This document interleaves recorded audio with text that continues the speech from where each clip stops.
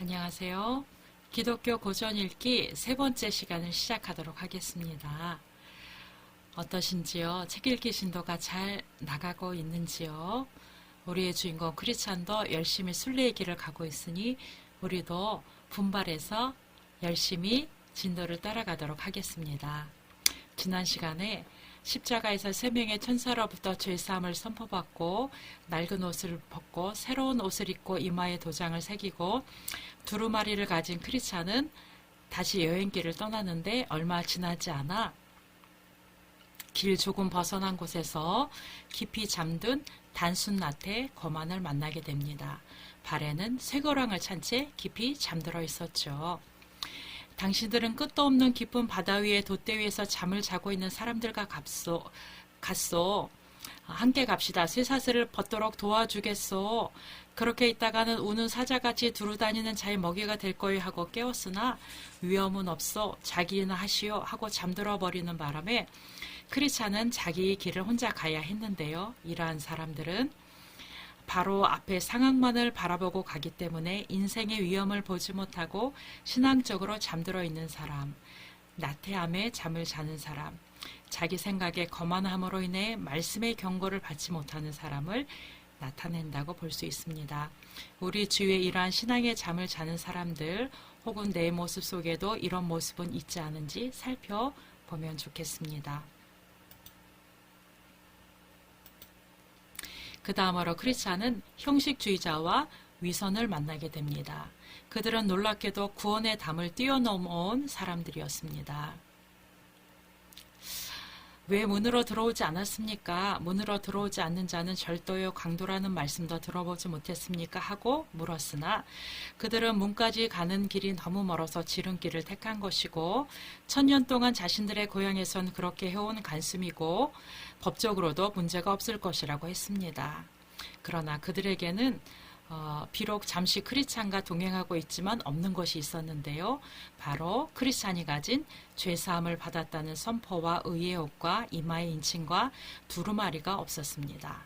이러한 것들은 좁은 길을 통과해서 십자가 언덕에서 주님을 만난 사람만이 가질 수 있는 증표였던 것입니다. 그들은 함께 걷다가 공경의 산에 도착하게 되는데요.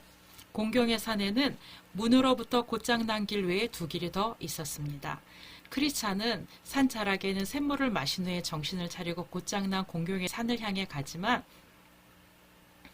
형식주의자와 위선씨는 곧장난 길이 가파르고 높은 것을 보고 나중에 만나게 되겠지 하면서 쉬운 길을 택하게 되는데요.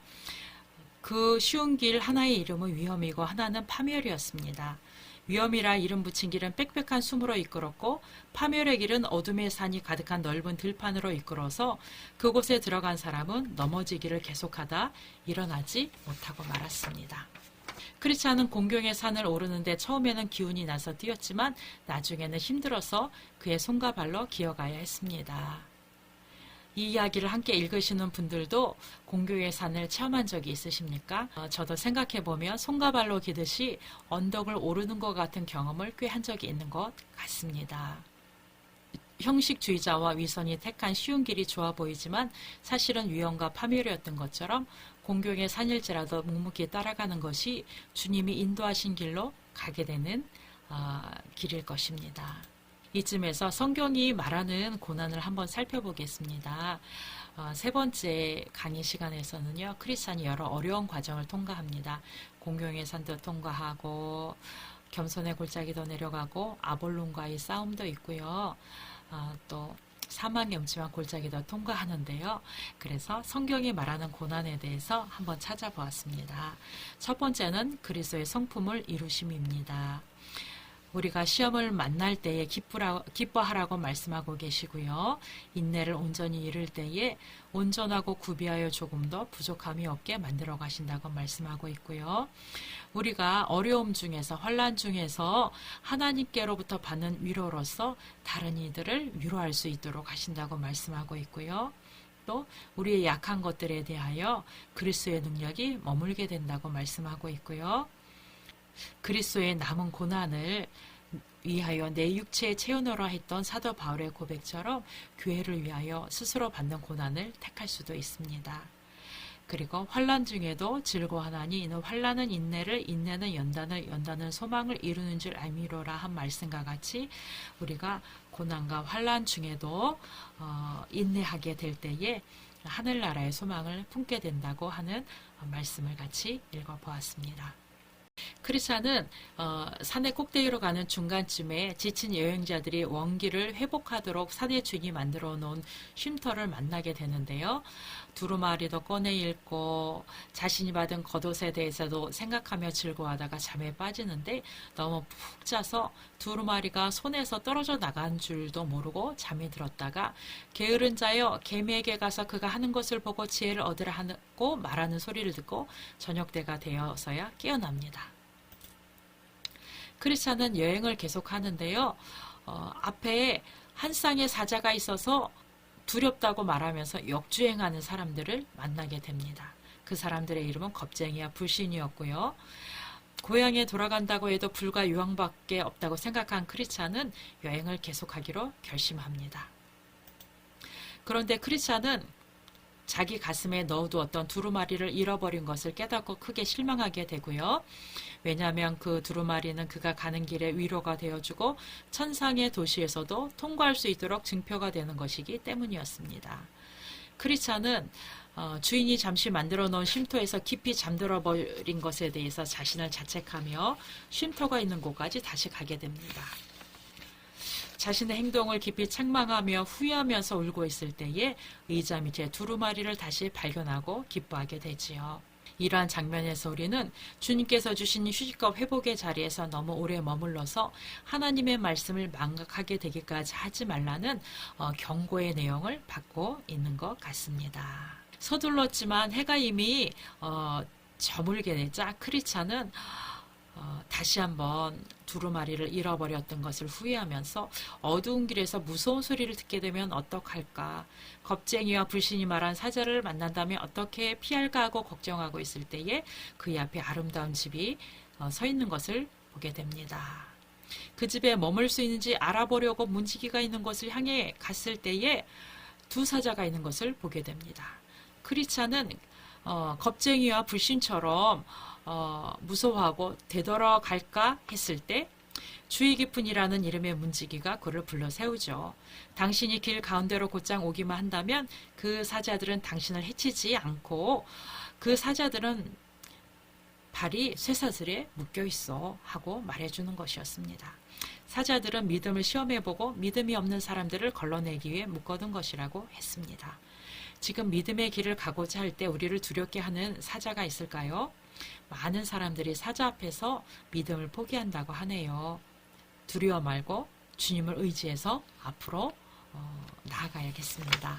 문지기가 시킨 대로 길 한가운데로 조심스럽게 걸어가자 사자는 으르렁거리긴 했지만 해를 가하지는 않았습니다.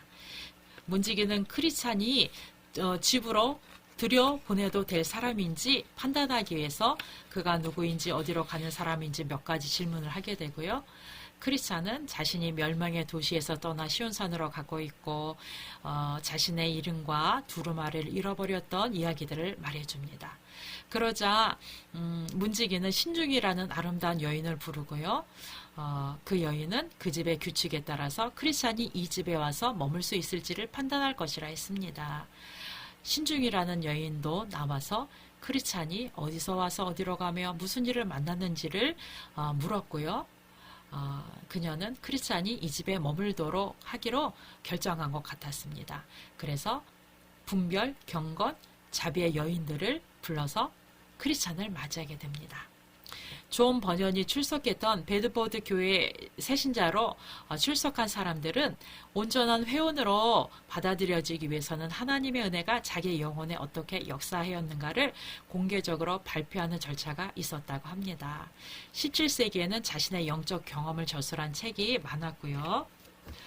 지금 보여드리는 죄인의 개수에게 넘치는 은총도 그 중에 하나입니다. 특별히 존 버년은 이 책을 쓰면서 박해로 인해 신앙이 약화된 동료 성도들을 권면하고 자신 또한 그들보다 더 심하며 심했지 결코 덜하지 않은 시험들을 견뎌냈다는 것을 보여주기 위해서 이 책을 썼다고 합니다. 이런 배경에서 아름다운 여인들과의 대화를 쓴 것이 아닐까 합니다. 아름다운 집은 교회를 나타내고요. 크리스찬이 정말 교회의 일원이 되기 합당한지 알아보기 위해 그의 신앙 여정에 관한 질문을 받았던 것입니다. 아마도 형식주의자와 위선이라면 문지기뿐만 아니라 신중 아가씨의 질문을 통과하지 못했겠지요. 저녁이 준비되기까지 크리스찬은 간단한 음료를 마시면서 영적인 교제를 나누고 싶은 이들과 대화를 나누게 되고요. 특히 경건과 분별과 자비와 많은 이야기를 나누게 됩니다. 경건은 지금까지 크리스찬의 여정에 대해서 물어보게 됩니다. 그래서 크리스찬은 멸망의 성에서 떠나게 된 이야기, 전도자를 만난 이야기, 해석자의 집, 십자가 언덕, 세 명의 천사, 단순나태 거만의 이야기, 형식주의자와 위선을 만난 이야기, 또 문지기를 만난 이야기까지 자신의 여정을 이야기해 줍니다. 우리도 자신의 신앙 여정에 대해서 한번 이야기해 볼 수 있을까요? 다른 사람들에게 간증하는 것을 통해서 또 믿음의 용기를 불어넣어 줄 수도 있을 것 같습니다. 분별은 크리스찬이 살던 곳을 떠난 것에 대해서 되돌아가고 싶은 마음은 없는지 물어보게 되는데요. 크리스찬은 지난 시간을 되돌아보기는 하지만은 부끄러움과 혐오로 가득하고 마음만 먹으면 되돌아갈 기회는 있었지만 자신은 하늘에 있는 더 좋은 곳을 사모한다고 말합니다. 히브리서 11장 15절에서 16절 말씀처럼 그들이 나은 바 본향을 생각하면 돌아갈 기회가 있었으려니와 그들이 이제는 더 나은 본향을 사모하니 곧 하늘에 있는 것이라. 이러므로 하나님이 그들의 하나님이라 일컬음 받으심을 부끄러워 아니하시고 그들을 위하여 한 성을 예비하셨느니라 한 고백을 하게 된 것이지요. 그리고 크리스찬은 지난날에 자신이 즐겼던 내면의 죄들이 이제는 자신이 그러한 것들을 대적하고 있으며 자신에게 선택권이 주어진다면 다시는 그러한 것을 선택하지 않을 것이라고 합니다. 그리고 십자가를 생각할 때에 새로운 옷을 생각할 때에 두루마리를 읽을 때에 자신이 가게 될 곳에 대해서 생각할 때에 자신 안에 있는 죄의 악한 성질을 극복할 수 있고 그러한 때가 크리스찬에게는 소중한 시간이라고 고백을 하는 것이었습니다. 자비는 크리스찬의 가족에 대해서 궁금해하고 왜 혼자 여행을 떠났는지 궁금해합니다. 크리스찬은 자신의 가족을 생각하자 울먹이게 됩니다. 그는 가족들을 사랑했던 것이지요. 그렇지만 그가 도시가 멸망당할 것에 대해서 이야기했지만 비웃음 당했고 기도하며 말씀을 전하고 자신의 슬픔과 멸망의 두려움에 대해서 반복적으로 이야기했지만 아내는 세상 것들을 더 사랑했고 자녀들은 세상의 즐거움에 취해 있었기 때문에 자신을 따라 나서지 않았다고 말을 하게 됩니다. 저는 여기서 생각해 보게 되는데요. 어떤 사람들은 이 크리스찬의 여행에 대해서 크리스찬이 너무 이기적인 것이 아닌가 하고 말하는 사람들도 있었다고 합니다. 그러나 제가 생각하기에는 크리스찬의 여정은 비유의 이야기이기 때문에 물리적인 여행을 떠난 것으로 묘사가 되었지만 사실은 대부분의 성도들은 물리적으로는 같은 공간에 있지만 영적으로 보이지 않는 여행을 떠나게 되는 것이지요. 우리 크리스찬이 간절히 자신의 가족들을 위해서 이야기하고 전했던 것처럼 우리들도 믿음의 가족들에게 그러한 전달을 최선을 다해서 하여야겠습니다. 그 다음에 크리스찬은 아름다운 집에 식구들과 함께 기름진 음식을 먹으며 정제된 포도주가 차려진 식탁 만찬을 즐기며 산의 주인에 대해서 이야기를 나누는데요. 주인이 한 일들, 왜 이 집, 교회를 말하지요. 그 교회를 지었는지, 위대한 용사에서 사망의 능력을 가진 자 싸워서 그를 죽였고 많은 피를 흘리면서까지 싸운 것은 그의 나라에 대한 사랑 때문이라는 것을 이야기하게 됩니다. 그리고 그는 십자가에서 죽은 이후에 그를 만난 사람들이 증언하기를 그는 말로 다 할 수 없을 만큼 순례자를 사랑하며 불쌍한 사람들을 위해서 스스로 영광을 내려놓으셨으며 시온산에서 홀로 사시지 않으시고 거지와 같은 신분의 순례자들을 왕자들로 삼아서 함께 사실 것이라는 이야기를 나누었습니다. 아름다운 집의 식구들은 주인에 대한 이야기를 하면서 즐거워했지요. 베드로전서 1장 8절에서 9절 말씀처럼 예수를 너희가 보지 못하였으나 사랑한도다 이제도 보지 못하나 믿고 말할 수 없는 영광스러운 즐거움으로 기뻐하니 하는 말씀처럼 우리도 우리의 주인이신 그리스도에 대하여 생각할 때에 그 마음의 기쁨이 넘치게 되는 것입니다. 그리고 크리스찬은 평화의 방에서 휴식을 취하고 잠을 자게 되는데요. 공고한 순례의 여정 중에도 크리스찬이 휴식을 취하였던 것처럼 우리 그리스도인들도 교회에서 교제를 나누게 될 때에 말씀의 교제와 성도의 교제를 나누게 될 때 기쁨을 누리며 또 마음속에 평안과 안식을 얻게 되는 것입니다. 크리스찬이 여행을 떠나려 하자 그들은 좀 더 있으라고 만류하며 서재로 데려가서요. 이 주인의 역사와 또 그의 종들에 관한 이야기와 또 그의 종들이 사용했던 무기들을 보여주었습니다. 또 크리스찬은 무기 창고로 데려가서 순례자들에게 주인이 제공한 모든 갑옷을 보여주었는데요. 그것은 검, 방패, 헬멧, 흉배, 모든 기도 그리고 달아지지 않는 신발 등이었습니다. 그러한 무기는 그들의 주인이 준비해 놓았는데 하늘의 별처럼 많은 숫자의 사람이라도 다줄 수 있을 만큼이었습니다.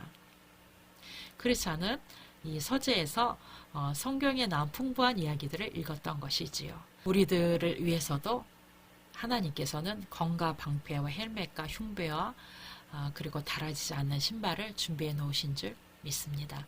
모든 기도와 함께 우리는 싸움에 무장하기 위해서 이러한 것들을 갖추어야겠습니다. 그리고 다음날 크리스찬은 기쁨의 산을 보게 되는데요. 그것은 순례자들에게 하늘과 가까이 있기 때문에 더 많은 위로를 주는 곳이라고 설명을 듣게 됩니다. 크리스찬이 떠나려 했을 때에 앞으로 있을 싸움에 대하여 머리부터 발끝까지 갑옷을 무장하게 됩니다. 그리고 신중 경건 분별 자비와 함께 겸손의 골짜기를 조심해서 내려가게 되는데요. 크리스찬은 올라올 때도 힘들었지만 내려갈 때도 힘들군요 하면서 조심히 내려갔지만 한두 번 넘어지는 실수를 하게 됩니다. 좁은 길을 따라가 십자가 언덕을 통과해서 아름다운 집에 왔을 때 크리스찬이 신중, 경건, 분별, 자비 아가씨를 만났던 것처럼 우리들도 좁은 길을 통과해서 십자가 언덕을 오르고 또 공경의 산을 잘 통과했을 때에 신중, 경건, 분별, 자비의 성품을 얻게 되는 것이라고 이것은 제 나름대로 한번 해석을 해보게 됩니다. 그리고 신중, 경건, 분별, 자비와 함께 겸손의 골짜기를 또 조심히 지나가게 되는 것이지요. 겸손의 골짜기를 지난 지 얼마 되지 않았을 때에 크리스찬은 흉측한 괴물 아볼론을 만나게 되는데요. 크리스찬은 망설였지만은 뒤로 돌아갈 수 없다는 것을 깨닫고 아볼론과 싸우기로 결심합니다. 아볼론은 크리스찬이 멸망의 도시에서 떠나 시온산을 향해 가는 것을 알게 되자 나의 백성을 놓칠 수 없다 하면서 자기를 섬기지 않으면 크리스찬을 한 방에 고꾸라뜨리겠다고 협박합니다. 크리스찬은 아볼론을 섬기는 대가인 죄의 싹신 사망을 견딜 수 없다고 하자 좀 더 나은 대가를 주겠나라고 회유하기도 하면서 크리스찬을 자기의 종으로 다시 삼으려고 합니다. 크리스찬이 다른 왕을 섬기기로 맹세했다고 하자 아볼론은 순례자들이 비참한 종말을 맞는다며 자신에게 돌아오라고 설득했고 크리스찬이 했던 여러 가지 어려운 일들, 실수들을 가지고 크리스찬을 정죄하게 됩니다. 낙심에는 배에 빠진 것, 세석 현자의 꾀임에 빠진 것, 어리석은 잠에 빠진 것, 사자 앞에 돌아가려 했던 것, 또 크리스찬의 안에 있는 자만과 허영심 등을 정죄하면서 크리스찬의 왕이 그에게 품삯을 주지 않을 것이라고 했으나 크리스찬은 자신이 영원한 영광을 기다리는 사람이고 하나님께서 그 모든 약점들을 용서해 주신다고 물러서지 않자 아볼론은 불붙은 창을 크리스찬을 향해 던지게 되고 크리스찬은 방패로 막아냈지만 아볼론이 우박 같은 화살을 쏘았기 때문에 머리와 손과 발에 상처를 입게 됩니다. 반나절 동안이나 싸우자 힘이 소진하게 되고 크리찬은 힘이 약해지면서 손에서 칼까지 떨어뜨리게 됩니다. 그러자 아볼론이 달려들어서 크리찬을 눌러서 거의 죽이려 했으나 하나님께서 도우심으로 크리찬은 손을 뻗어 그의 검을 잡고 나로 인해 즐거워하지 말아라 나의 적이여 넘어졌으나 다시 일어나리라 하면서 아볼론을 향해 거느자 아볼론은 치명적인 상처를 입고 그의 날개를 펴고 달아나서 다시 볼 수 없게 됩니다. 어떤 손이 생명나무의 잎을 크리찬에게 주었고 상처 부위에 대자 상처가 깨끗이 나았고 크리찬은 앉아서 빵과 물을 먹고 정신을 차리게 됩니다. 존 버년이 살았던 시대에는 정말로 맹렬한 전투가 있었던 시대이고요. 또 지금도 많은 곳에서 믿음의 선한 싸움이 있습니다. 그리고 크고 작게 우리의 신앙 여정에서도 여러 가지 선한 싸움을 마주해야 하는 것이지요.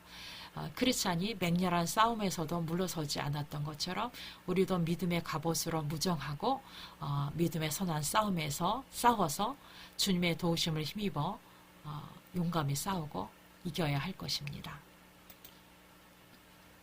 네, 크리스찬은 아볼론과의 싸움에서 성령의 검, 말씀의 검을 사용하여 아볼론을 무찌르고 승리하게 됩니다. 자, 그런데 크리스찬이 반드시 통과해야 하는 골짜기가 하나 더 있었는데 그 이름은 죽음의 그늘 골짜기였습니다. 좋은 땅에 대해서 나쁜 보고를 하는 사람이 커다란 위험이 있고 지옥의 문이 있으니 되돌아가라고 했으나 크리스찬은 이 길이 천국에 가는 유일한 길이었기 때문에 계속해서 여행을 합니다. 크리스찬은 적의 공격에 대비해서 칼을 쥐고 있었는데요. 이 골짜기에는 오른쪽에는 깊은 도랑, 왼쪽에는 선한 사람이라도 한번 빠지면 서 있을 수 없는 깊은 수렁이 있었고 길이 몹시 좁았기 때문에 크리스찬은 비통한 한숨을 쉬면서 정말로 조심해서 걸어갔지만 너무나 어두워서 발을 어디로 디뎌야 할지 모르는 상황에 이르렀습니다. 골짜기의 중간쯤에는 지옥문이 열려 있었고 크리스찬은 이제 어떻게 하지 하고 생각하고 있는데 그곳에는 불꽃, 연기, 흉측한 소음이 들려오는 것이었고 크리스찬의 칼로도 무찌를 수 없는 곳이었습니다. 그래서 드디어 크리스찬은 칼을 넣고 다른 무기를 꺼내 드는데요. 그것은 모든 기도였습니다. 크리스찬은 모든 기도를 사용해서 이 사망의 음침한 골짜기를 통과하게 되는 것입니다. 크리스찬의 무기를 통해서 우리도 교훈을 얻을 수 있겠죠. 때로는 성령의 검, 말씀의 검을 사용해서 우리는 우리의 적을 물리쳐야 하고요. 또 사망의 음침한 골짜기 같은 곳에서는 크리스찬과 같이 모든 기도를 사용해서 나가야 하는 것입니다. 그 길은 정말 무시무시한 길이었습니다. 불꽃이 닿으려하고 무시무시한 소리들도 들렸고 크리스찬은 자신의 몸이 조각내지거나 지능처럼 진얘기여질지도 모른다는 생각이 들 정도였습니다. 이러한 길이 몇 킬로미터나 이어졌고요. 또 마귀떼들이 달려들기도 했는데 나는 전능하신 하나님의 힘 안에서 걸어가리라 하고 소리치자 마귀떼들은 도망갔습니다. 이러한 길이 계속되자 크리스찬의 정신이 혼미해져서 자신의 목소리조차 분간하지 못할 정도가 되었는데요. 사악한 마귀가 그에 대해서 조용히 다가와서 하나님에 대해서 사악한 말을 했는데 크리스찬은 이것이 그의 마음에서 나오는 생각이라고 생각을 하게 돼서 그토록 자신이 사랑하는 분에 대해서 자신이 이런 말을 하나 하고 생각되어서 마음이 너무나 괴로웠다고 합니다. 이처럼 크리스찬이 괴로워하고 있을 때 내가 사망의 음침한 골짜기로 다닐지라도 해를 두려워하지 않을 것은 주께서 나와 함께 하심이라 하는 소리가 들리는 것이었습니다. 그 소리는 바로 크리스찬처럼 순례 여행을 하는 어떤 한 사람의 소리였던 것입니다. 크리스찬은 이 소리를 듣고 이 골짜기 안에 자신뿐만 아니라 다른 동료가 있다는 것, 또 어둠 속에서 음울한 환경으로 인해서 인식하지는 못했지만 하나님이 함께 하셨고 이 동료를 만나리라는 희망으로 인해서 기뻐하게 되는 것이었습니다. 드디어 아침이 되었습니다. 그가 온 길을 되돌아보자 도랑과 수렁, 좁은 길과 귀신들과 사티로스와 용들이 보였지만 날이 밝자 더 이상 따라오지는 못했고 밝은 빛에 의지해서 아직도 덕과 그물과 함정과 구덩이와 위험과 깊은 구멍과 경사진 곳이 많았지만 빠져나올 수 있었습니다. 계속 길을 가던 크리스찬은 죽음의 그늘 골짜기에서 하나님의 말씀을 들려주었던 믿음이라는 동행자를 만나서 즐겁게 여행을 지속하는데요. 크리스찬은 믿음은 어떤 길을 걸어왔는지 궁금해하면서 물어보게 됩니다. 믿음은 크리스찬이 살던 도시에서 크리스찬이 떠난 후에 도시가 멸망한다는 소문이 돌았고, 많은 사람들은 그것을 확신했지 못했지만 자신은 도시가 멸망한다는 것을 마음의 확신으로 받아들여서 크리스찬을 뒤따라서 여행을 떠났다고 말해주고요. 믿음은 또 절망의 수렁에는 빠지지 않았지만 요셉을 유혹했던 것처럼 온갖 말로 온갖 즐거움을 약속하며 그를 바른 길에서 돌아서게 하려던 바람둥이 여인을 만났지만, 육체적인 쾌락은 약속하나 영혼의 즐거움은 줄 수 없다는 것을 알고 눈을 감아버리자 그 여인은 욕을 퍼부으며 제 갈 길을 가게 되었다고 말을 합니다. 또 첫사람 아담을 만났는데, 아담은 육신의 정욕, 안목의 정욕, 이생의 자랑인 자기 딸들과 결혼해도 좋다고 해서 믿음 마음이 흔들렸지만, 아담의 이마에 옛사람과 그의 행위를 벗어버리라 하는 말씀이 기록된 것을 보고 아담이 자신을 노예로 삼을 것을 깨닫고 도망쳤다고 합니다. 그런데 한 남자가 따라와 손과 옆구리에 상처가 난 분이 구해주기 전까지 자신의 가슴을 몹시 죽기 전까지 때렸다고 하는데요. 그 말을 듣고 크리스찬은 그를 때린 사람이 율법을 어긴 사람을 정죄하는 모세라고 말을 해줍니다. 모세가 아담에게 마음이 흔들렸던 크리스찬을 정죄한 것이라는 말씀이었습니다. 그 다음에 믿음은 종교적인 믿음의 행위 자체를 거절하는 부끄러움이라는 사람을 만납니다. 이 부끄러움은 하나님의 관계에 대해서는 진지하게 생각하지 않는 사람이었습니다. 또 진리에 대해서 여러 가지 이야기는 기쁘게 나누지만 행함이나 경건의 능력은 없는 수다쟁이를 만나게 됩니다. 처음에는 믿음도 수다쟁이의 말에 마음이 흔들렸지만 수다쟁이의 행함이 없는 모습을 지적하자 수다쟁이는 믿음을 떠나가게 됩니다. 허영의 시장에 드디어 크리스찬과 믿음이 들어가게 됐는데요. 그곳에 들어가기 전 전도자는 환난을 만날 때에 믿음을 지키라는 말씀을 전해주게 됩니다. 그들이 허영의 시장에서 만날 어려움에 대해서 미리 그 마음을 준비시켜 준 것이라 생각합니다. 허영의 시장은 순례자들이 반드시 이 길을 통과해야 한다는 것을 알고 아볼로온과 군대와 그의 무리들을 버려놓은 곳인데요. 이곳에는 집들, 땅들, 교역품들, 장소들, 명예들, 승급, 이름들, 나라들, 왕국들, 욕망, 기쁨, 온갖 종류의 즐거움, 아내들, 남편들, 어린이, 주인, 종들, 생명, 피, 몸들, 영혼들, 은금, 진주, 귀중한 동들, 고개사들, 속이는 자들, 게임, 놀이, 바보들, 흉내쟁이, 악한들, 사기꾼들을 팔았고요. 크리스찬과 믿음은 다른 옷차림과 말투로 인해서 허영의 시장에 있는 사람들의 눈에 띄게 됩니다. 그들이 물건을 팔 때에 그들이 파는 물건 대신 진리를 구한다고 하자 허영의 시장 사람들은 조롱을 하면서 큰 소동이 일어납니다. 그리고 크리스찬과 믿음을 불러다가 재판을 하고 신문을 하게 되고 그 과정에서 믿음이 순교하게 되지요. 이 부분은 시간 관계상 제가 짧게 요약했지만 다음 시간에 한 번 더 다루도록 하겠습니다. 오늘 크리스찬이 여러 여정을 통과하게 됩니다. 한 여정 한 여정이 다 의미가 있고요. 어쩌면 우리 신앙의 여정 가운데서 만날 수 있는 그런 과정들입니다. 우리들은 이 과정을 지금 통과하고 있을 수도 있지요. 오늘 살펴본 내용 중에서 어떤 여정이 마음속에 인상 깊게 남으시는지요. 한번 생각해보고 이야기 나눠보면 좋겠습니다. 수고하셨습니다. 감사합니다.